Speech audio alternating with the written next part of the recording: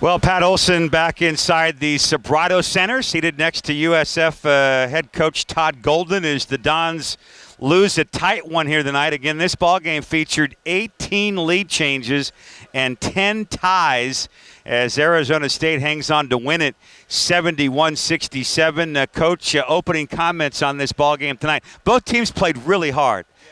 It's going to be a tough one for us, man. It's going to be a tough one for us. I think we had a lot of opportunities to win this game tonight, and honestly, we just didn't grab them.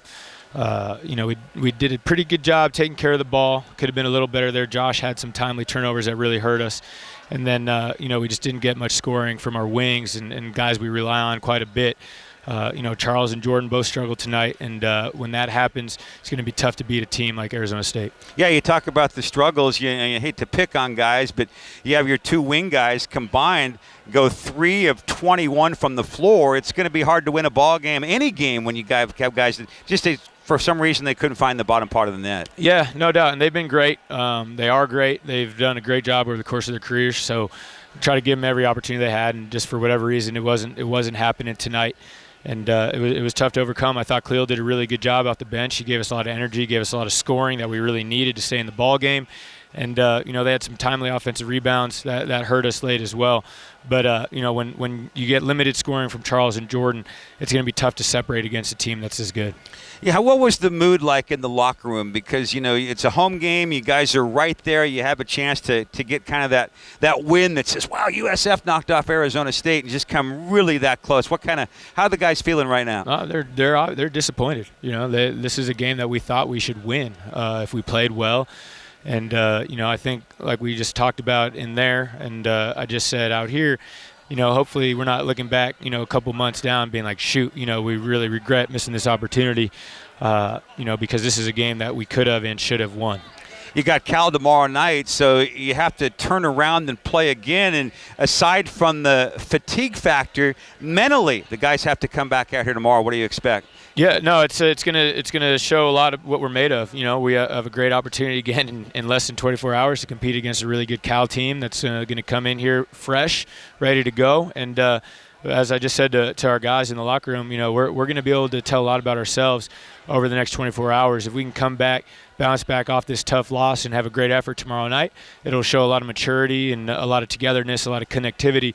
If we come out and we lay an egg tomorrow night, it's going to be really disappointing, and we'll have to really regroup after the break. But this group has been great that way all year. I expect them to come out and have a wonderful effort tomorrow night, and I think we'll play better. Tell us what the schedule lays out like, because it's kind of unusual that you have just 24 hours to get ready for a ball game. It's not one of those tournaments where you're turning around the next day. So what will you do to I guess, kind of keep the guys, leg fresh for tomorrow? I imagine a pretty short shoot-around tomorrow and then do your scout. Yeah, we'll actually go back and meet for a little bit here in about 15 minutes and go over the keys and personnel for the game tomorrow night.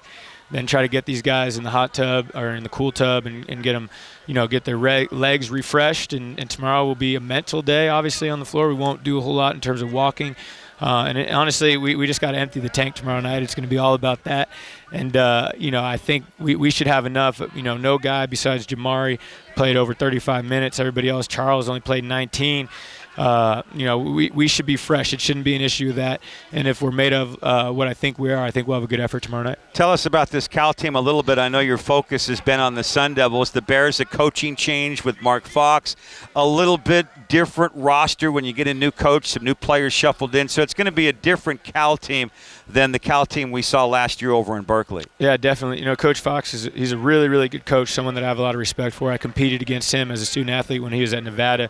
And then when I was coaching at Auburn, he was at Georgia. So we've come across each other quite a bit. His teams are always incredibly well organized. They play the right way. They play to win.